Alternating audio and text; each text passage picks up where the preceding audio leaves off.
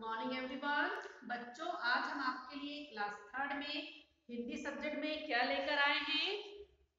Part 8। Okay, part 8 और part का नाम है झीलों की नगरी। ओके, और ये आपको पाठ्य पुस्तक में पेज नंबर 1717 में मिलेगा।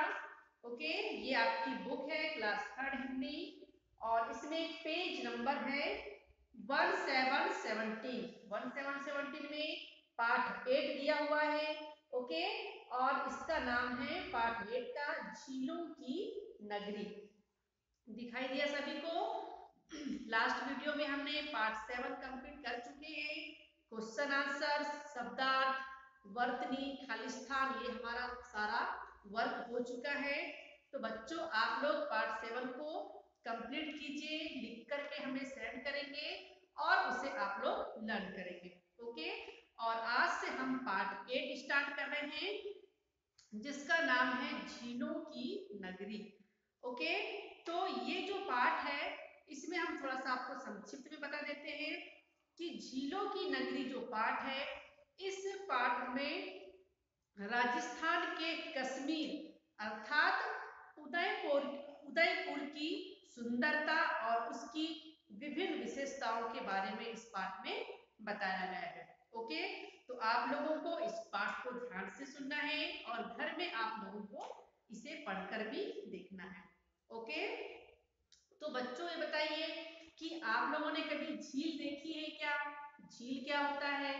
अगर आपने कभी झील देखा होगा तो आपको झील के बारे में पता होगा, है ना। झील जो रहता है जहाँ पर बहुत ज्यादा पानी रहता है ना, पानी बहते रहता है, वो होती है झील, है ना। बड़ी बड़ी पहाड़ियां रहती है आजू बाजू और नीचे जहाँ बीच से झील रहती है वहां पर पानी बहुत ज्यादा रहता है और बहुत ही सुंदर नजारा होता है इसका, है ना। यदि आपने झील नहीं देखा है तो आप लोग कभी भी झील अवश्य देखिए, और अगर झील देखा है तो आप हमें बताइए कि आपने कौन सी झील देखी है। ओके, तो आप लोग कभी भी झील देखने के लिए कहीं भी जाइए, अपने आसपास भी बहुत सारी झीलें हैं, उसको हम लोग देख सकते हैं। ओके, चलिए पाठ स्टार्ट करते हैं। गर्मी की छुट्टी के बाद विद्यालय का प्रथम दिन था। सभी को पता है हम लोग कहाँ जाते हैं गर्मियों की छुट्टियों में? घूमने जाते हैं, है ना। कोई नाना के यहाँ जाता है, कोई दादा के यहाँ, कोई कहीं भी, सब लोग अपने अपने अनुसार हर अलग अलग जगह में घूमने जाते हैं, है ना। कोई दृश्य वाले स्थान में देखने जाते हैं, तो कोई भी कहीं भी घूमने जाता है। इस प्रकार से सारे लोग क्या है, गर्मी की छुट्टी के बाद में स्कूल आते थे, है ना। इसी प्रकार से इस पाठ में क्या बोला गया है कि गर्मी की छुट्टियों के बाद विद्यालय का प्रथम दिन था। विद्यालय मतलब सभी को पता है स्कूल, विद्यालय, है ना, एक ही होता है। सभी विद्यार्थी गर्मी की छुट्टियां बिताकर लौटे थे। सारे जितने भी विद्यार्थी थे वो सारे गर्मी की छुट्टी में इधर उधर घूम फिर करके वापस अपने अपने घर लौट चुके थे। कक्षा में आते ही अध्यापिका ने पूछा, अध्यापिका मतलब जानते हो सभी लोग, टीचर, है ना। तो कक्षा में आते ही अध्यापिका ने क्या पूछा कि बच्चों कैसी रही छुट्टियां? पूछते हैं ना, कैसी रही छुट्टियां, कौन कौन कहाँ कहाँ घूमने गया था। तो सभी बच्चे बताने लगे कि कौन कहाँ गया था। सबने अपने अपने अनुसार बताया कि मैं यहाँ गया था, मैं वहां गया, तो सबने अपने अनुसार बताए कि कहाँ कहाँ गए थे। लेकिन कुंदन चुप था। उस क्लास में एक लड़का था जिसका नाम था कुंदन, तो वो कैसा था? चुप, है ना। जब अध्यापिका ने पूछा तो कुंदन ने सभी बच्चों से एक प्रश्न पूछा। क्या पूछा? झीलों की नगरी किस शहर को कहा जाता है?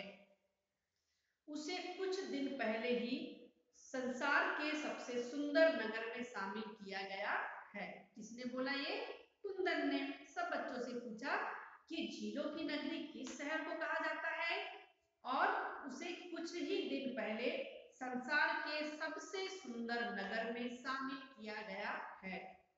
तो सभी बच्चे क्या हो गए? चकरा गए। सभी बच्चे पहले तो चकरा गए, फिर बताने लगे। कोई बताता है कश्मीर, तो कोई भोपाल, लेकिन कुंदन कहता नहीं। अंत में सभी बच्चों ने हार मान ली। तब अध्यापिका ने कुंदन से ही बताने के लिए कहा। कुंदन मुस्कुराते हुए बताने लगा। क्या बताने लगा? कि राजस्थान में स्थित उदयपुर को झीलों की नगरी कहा जाता है। राजस्थान में स्थित क्या है? उदयपुर, और उस उदयपुर में ही झीलों की, उसे ही क्या कहा जाता है? झीलों की नगरी।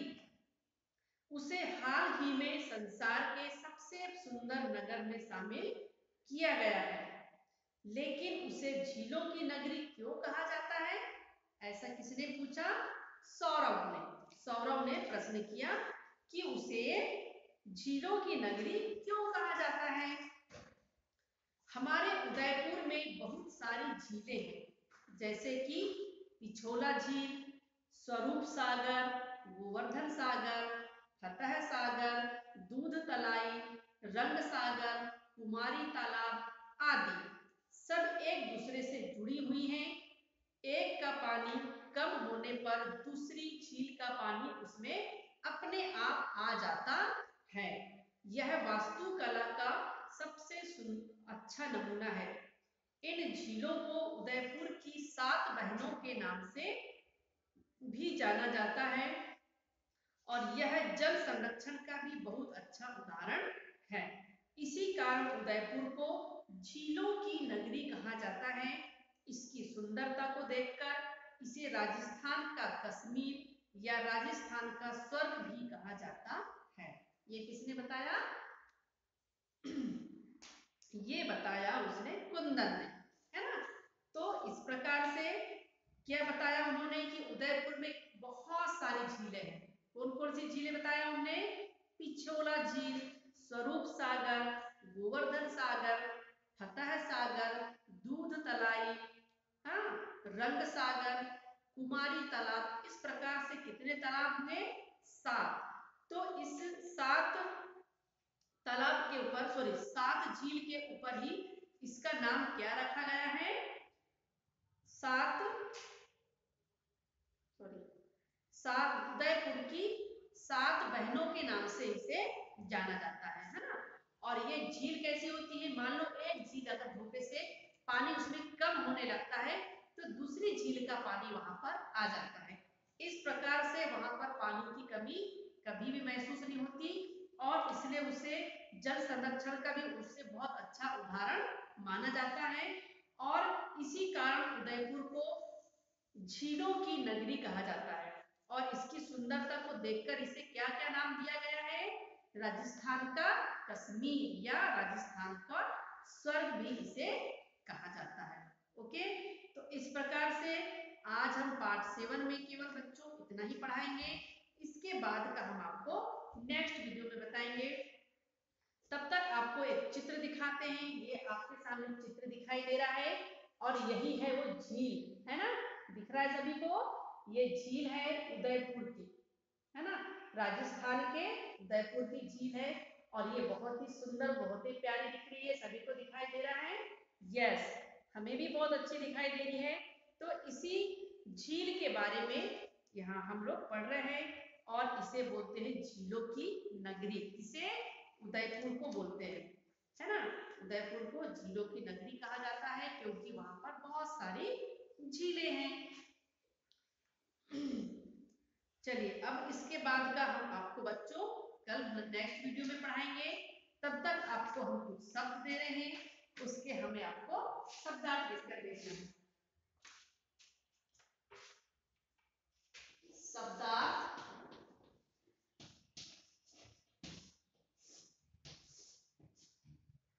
शब्दार्थ में पहला शब्द है चकराना। आया था चकराना। चकराना मतलब क्या हो जाता है? चकित होना, चकित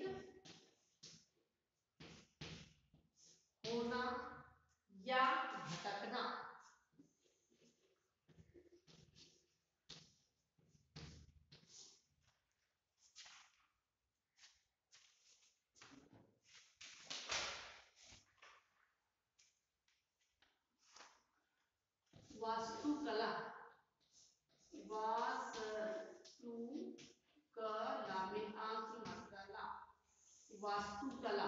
वास्तुकला का अर्थ क्या होगा? भवन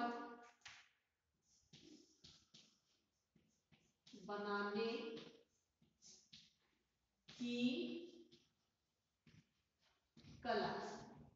ठीक, एंड नेक्स्ट है संरक्षण।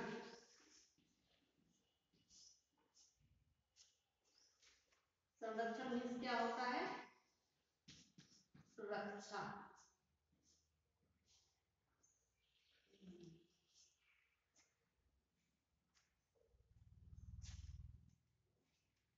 ठीक है, तो ये हमारा आज का हिंदी में क्लास 3 में क्लास 1 में पार्ट 8 स्टार्ट हुआ है। झीलों की नगरी, पेज नंबर 17 पाठ्य पुस्तक में दिया हुआ है ये।